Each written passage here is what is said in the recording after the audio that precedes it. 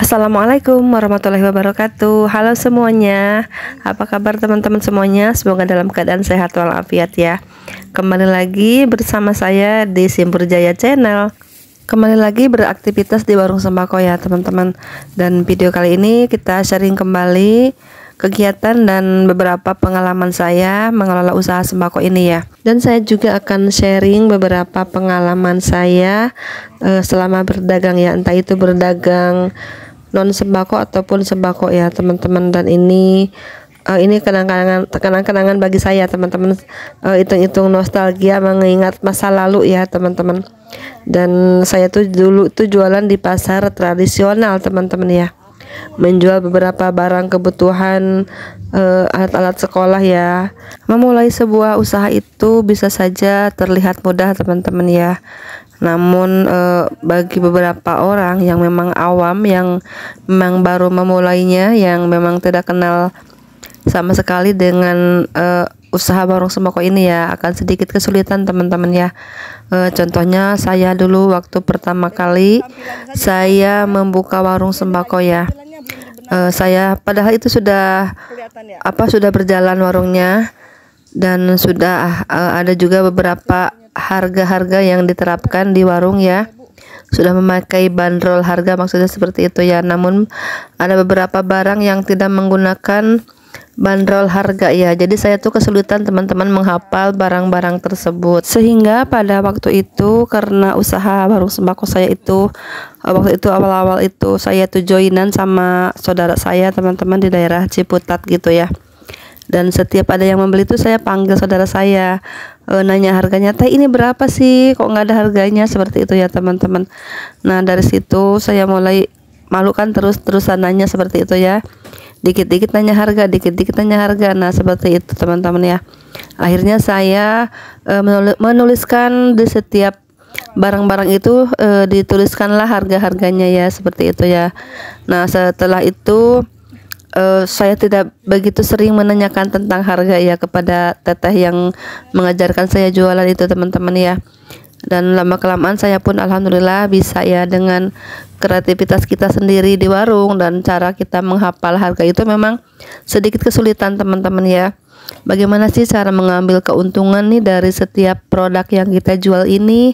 Modalnya itu sekian gitu ya, dibagi berapa pieces gitu, jadi berapa nih ya ngambil keuntungannya gitu kan. Dulu waktu di awal-awal saya belajar usaha sembako ini teman-teman, saya tuh agak kebingungan ya, kok untungnya dikit banget ya, hanya 500 rupiah, paling besar ya 1000 gitu. Sedangkan saya waktu itu kan jualan di pasar, menjual barang-barang yang saya jual itu paling sedikit mengambil keuntungan 3000 ya, karena saya jualan sendal, sepatu, tas, alat-alat sekolah seperti itu ya. Jadi kita mengambil keuntungan itu paling sedikit ya 3000 ya. Kalau modalnya kecil kita ambil 3000 ya, kalau modalnya besar kita bisa ambil sampai 50%-an gitu ya, belabaknya itu teman-teman ya.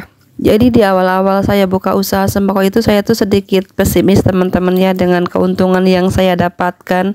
Saya pikir begini, bagaimana saya mau maju, bagaimana saya mau berkembang usaha saya, sedangkan keuntungannya hanya 100 rupiah gitu kan ya, 500 rupiah, paling besar ya 1000. Aduh lama sekali ya gitu. Saya tuh kayaknya nggak sabar teman-teman ya, pengen sekali punya keuntungan seperti jualan di pasar gitu ya. Sehari hanya menjual beberapa barang tapi keuntungannya sampai ratusan ribu seperti itu ya.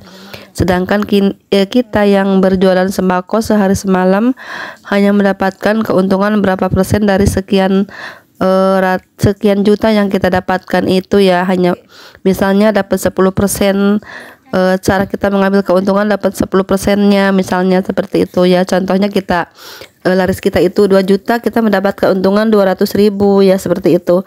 Sedangkan waktu kita itu habis di warung sembako ya, dari pagi sampai malam seperti itu ya. Bahkan menurut saya tidak ada istirahatnya seperti itu. Dan waktu itu saya tuh hampir nyerah teman-teman ya, karena saya merasa jenuh, bosan ya dengan setiap hari kegiatannya seperti itu ya. Kalau di rumah kan mungkin bajunya seadanya ya, tidak perlu dandan ataupun harus rapi-rapi banget ya teman-teman, karena kita ya perasaannya ya aduh di rumah aja kok, nggak kemana-mana seperti itu ya teman-teman. Beda sekali penampilan saat kita berjualan di pasar ataupun di mall-mall gitu ya teman-teman. Karena saya waktu itu pernah merasakan juga ya, setiap hari tuh pasti ya dandan lah, memakai baju yang lebih rapi, dengan penampilan yang menurut saya waktu itu bagus ya, keren lah seperti itu ya teman-teman. Namun saat kita berjualan sembako ini ya penampilan kita ya seadanya seperti ini ya di rumah ya teman-teman. Tapi meskipun penampilan sederhana di rumah begini, tetap penghasilannya ya lumayan menurut saya sekarang ini ya. Dulu tuh di awal-awal itu saya tuh ya Allah udah kumel, saya pikir gitu ya teman-teman. Terus uangnya cuma 1.500, aduh masya Allah, sampai kapan ini seperti itu ya teman-teman. Namun lama-lama saya tuh menikmati ya usaha ini teman-teman.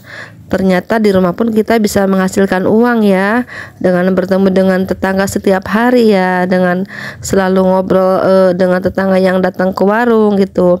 Jadi kita itu tidak usah keluar rumah mencari mencari rezeki yang di luar rumah itu seperti itu ya contohnya ya, karena sering ke pasar, sering ke tempat-tempat lain ya di luar rumah itu seperti itu teman-teman ya.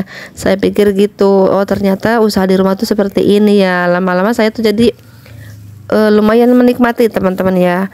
Oh enak juga ya, ternyata di rumah bisa selonjoran, bisa rebahan gitu, dan kita mau makan apapun ada ya, kita punya gitu ya, kita jual seperti itu. Beda sekali dengan saya jualan di pasar ya teman-teman. Apa yang mau dimakan harus beli gitu, apa yang harus kayak minum harus beli dulu seperti itu ya teman-teman. Beda dengan berjualan sembako ini, apapun yang saya makan, apapun yang saya minum gratis ya, istilahnya seperti itu ya. Nggak usah beli keluar dulu teman-teman ya, karena itu udah modal kita.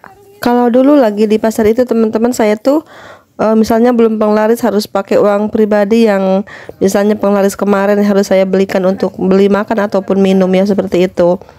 Namun untuk nyari penglaris itu di pasar itu susah sekali teman-teman ya. Namanya usaha apapun ya butuh perjuangan, butuh kesabaran untuk mendapatkan uang ya teman-teman. Contohnya saya waktu itu di pasar berjualan kebutuhan anak-anak sekolah itu ya. Susah sekali kadang-kadang ya teman-teman dapat penglaris pagi ya. Kadang-kadang kita dapat penglaris itu jam 10 siang, jam 11 siang gitu ya teman-teman. Ya itu pun harus kita banyak bacot dulu ya, banyak berkomentar ya, menjelaskan barang-barang yang kita jual ini. Ataupun kadang-kadang kan di pasar itu kan keseringannya yang menawar harga gitu ya teman-teman, karena kita berjualannya di pasar tradisional.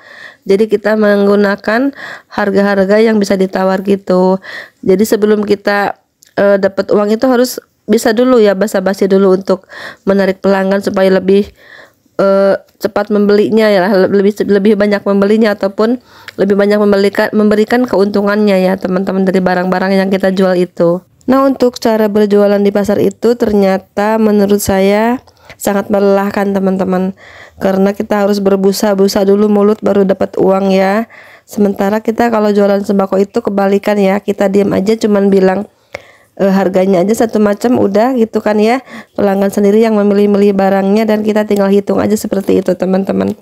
Dan kita dapat penglaris pun pagi hari ya, sebelum misalnya sebelum jam 10 kita udah laris ya, misalnya buka jam 6 yang laris jam 6 juga ya, seperti itu ya. Istilahnya seperti itu teman-teman ya, beda sekali dengan cara kita berjualan di pasar ya. Ya, namun tidak semuanya begitu teman-teman. Ini pengalaman saya saja. Di antaranya seperti itu ya. Jika dibandingkan dengan berjualan di pasar itu, sekarang ini saya memilih dengan menjual harga sembako di sini di warung di rumah saya teman-teman ya. Ya, begitulah ya teman-teman, namanya pengalaman hidup. Kita mencoba sesuatu hal yang baru ya, tidak ada salahnya. Dan memang ya pengalaman itu lebih berharga teman-teman dari segalanya ya. Kita jadi tahu tuh seperti apa jualan ini, seperti apa rasanya gitu kan ya. Jualan ini tuh seperti apa rasanya, seperti itu. Jadi kita bisa membandingkan, ataupun hanya sekedar pengalaman aja teman-teman untuk masa depan kita, ataupun cerita ke anak cucu kita mungkin nantinya ya. Namun banyak juga yang berhasil ya teman-teman, yang berjualan apapun, yang berjualan di pasar ya. Dan memang itu pasar itu tempatnya berjualan apapun ada ya. Jadi menurut saya Ini pengalaman saya aja seperti itu, dan kebanyakan sih memang yang berjualan di pasar itu pada sukses-sukses semuanya teman-teman ya. Tergantung rezeki kita juga. Mungkin karena saya tidak ada bagiannya di situ ya, rezeki saya mungkin bukan dari situ jalannya, jadi kita harus mencari jalan usaha lain seperti itu ya teman-teman. Namanya usaha itu dimanapun pasti ada kekurangan dan kelebihannya ya teman-teman. Contohnya ya usaha sembako ini kita kurang istirahat ya, harus ada yang menggantikan ya saat kita istirahat seperti itu. Dan kalau kita jualan di pasar ya itulah teman-teman, untungnya lumayan besar, namun ya penglaris pun agak sulit ya teman-teman. Memang kadang-kadang seperti itulah ya, namun tidak setiap hari begitu. Namun diantaranya ada beberapa kali saya yang dapat penglaris itu udah siang banget seperti itu ya teman-teman. Ini salah satu namanya usaha ya, banyak sekali lika-likunya ya, diantaranya ada beberapa yang berkesan tuh seperti itu ya teman-teman. Nah itu dulu teman-teman sharing saya kali ini, semoga ada manfaatnya, sekedar ngobrol aja, sharing-sharing pengalaman berdagang ya. Terima kasih sudah menonton, sampai jumpa di video selanjutnya. Assalamualaikum warahmatullahi wabarakatuh.